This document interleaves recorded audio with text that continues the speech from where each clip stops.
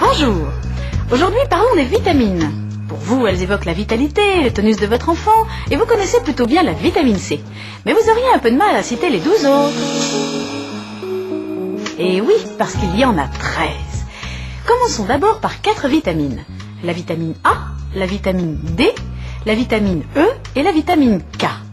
On les appelle des vitamines liposolubles car elles sont solubles, donc présentes dans les graisses des aliments.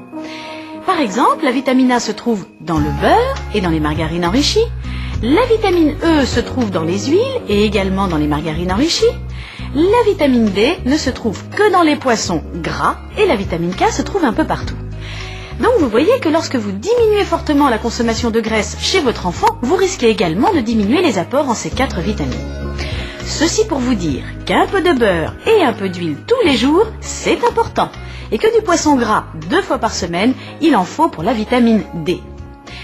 Alors, à quoi servent ces vitamines? Pour la A, à la qualité de la vision. Elle est également antioxydante. Pour la D, elle permet la bonne fixation du calcium sur les os. Et la vitamine E, elle était antioxydante aussi. Donc, vous voyez que ces 4 vitamines sont très utiles.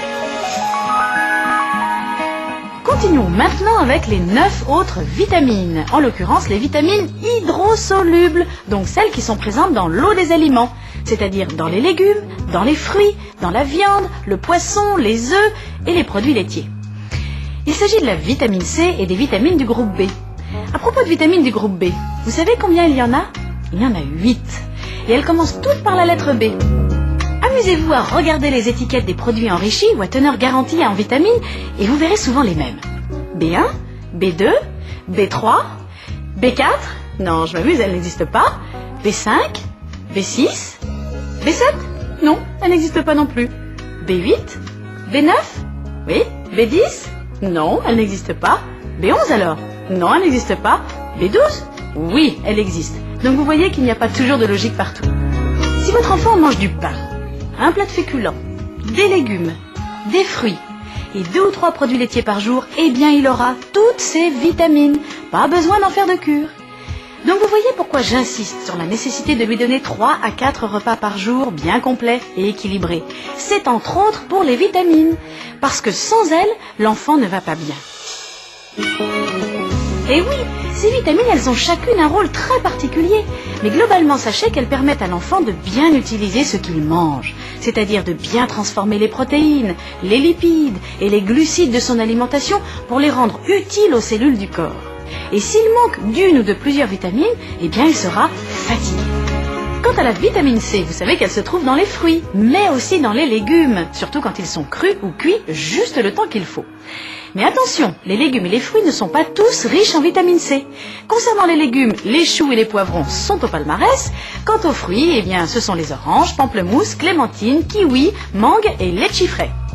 Et si votre enfant mange peu de légumes et de fruits, je vous rappelle qu'il suffit d'un grand verre d'orange pressé par jour pour couvrir son besoin en vitamine C de la journée. Et vous pouvez même le donner le soir, ça n'empêchera pas votre enfant de dormir, contrairement à ce qu'on pense. Et maintenant, si on écoutait les enfants nous parler des vitamines. Alors, les vitamines, ça sert à faire grandir, comme ça tu restes pas tout petit. Les vitamines, c'est pour le corps, non?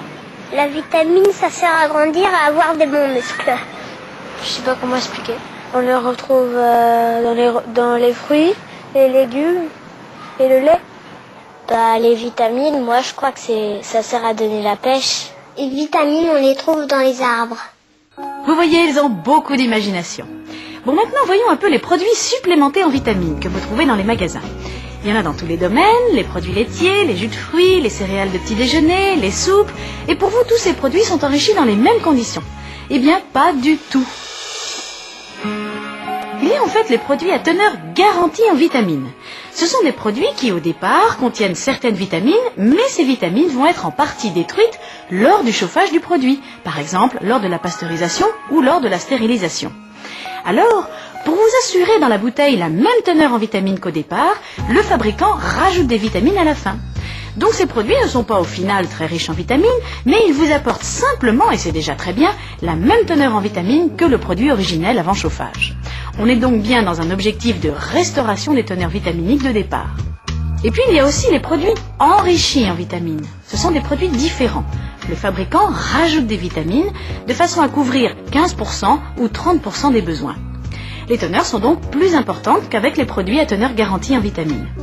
Au total, tous ces produits peuvent vous être très utiles si votre enfant n'a pas une alimentation très équilibrée, il faut le savoir. Donc en conclusion, ce qu'il faut retenir sur les vitamines, c'est qu'aucun aliment n'est parfait et qu'ils se complètent tous. Donc votre enfant doit manger un peu de tout pour couvrir entre autres ses besoins en vitamines. Par ailleurs, l'usage de produits enrichis en vitamines est surtout recommandé si vous constatez que malgré vos efforts, votre enfant a une alimentation plutôt monotone.